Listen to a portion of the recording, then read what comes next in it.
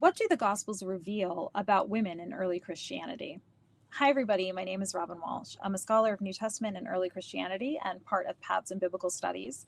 And this is a really challenging question, and it's one that could get out of control. So let me put some parameters on my answer just to keep it focused. So, first of all, if we think about Gospels broadly, so here I'm thinking about the four canonical Gospels that most people are familiar with, as well as Gospels outside of that canon, so what we might call the non canonical or apocryphal Gospels. Uh, Generally, with the possible exception of the Gospel of Mary, which I should do a separate video on. But even then, I think there's some debate. But generally speaking, I would say women are not presented in a way that is perhaps, let's say, more egalitarian than you might expect from any other text in the ancient world. Now, what's hard about this is that Paul looms large, and Paul certainly does name certain women as being deacons in the church or having certain authority positions in the church. He has lines like in Galatians where he talks about there's no enslaved or free, there's no man or woman, right? He does seem to have more of that, again, egalitarian outlook. So it's hard not to read him into the Gospels. And in fact, I'm not even convinced that he's not source for the canonical Gospels at the very least, if not the other Gospels, some of the other Gospels that we might discuss as well. So it's hard not to import Paul. It's also hard not to import something like, say, the Pieta. So that image, Michelangelo's image of the Mother Mary holding Jesus after he's taken down from the cross. It's hard for us not to import those kinds of images, I think, into the text. But certainly something like the Gospel of Mark, Mary the mother doesn't even get that much time in the text, and Jesus isn't particularly nice to her when she is there. I would say something maybe like the Gospel of Luke is a little kinder.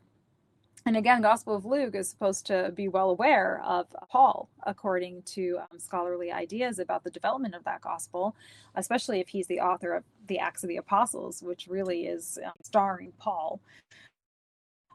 But you have something like the Magnificat and these longer narratives about the so-called, again, nativity, but also the pregnancies of both Elizabeth and Mary. And I think that's really particularly interesting because it does seem to delve into the experiences of these women a little bit more.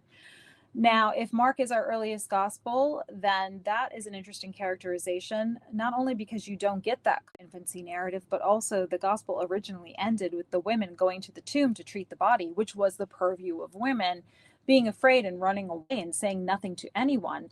Not exactly the greatest presentation of these women either, in terms of just on a basic level, an explanation for the spread of the Christian movement, of the Jesus movement.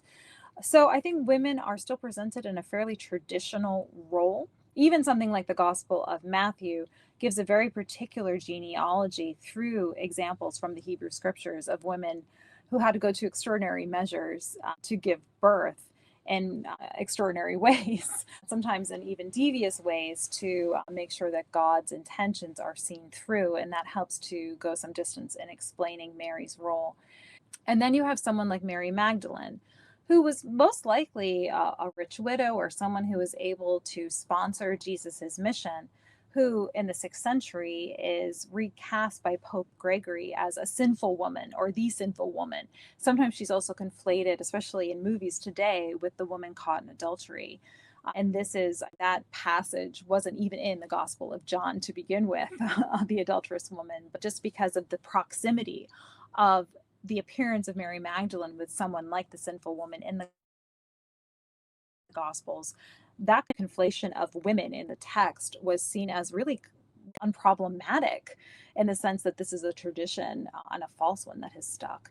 So the presentation of women in those texts, not the greatest in the Gospels. If we can expand our view of this, and again, maybe this will be the source of another video, to include something like the Gospels, the non-canonical Gospels, something like the Gospel of Mary, or maybe even considering the letters of Paul, we might have something a little bit more rosy or something a little more optimistic to say.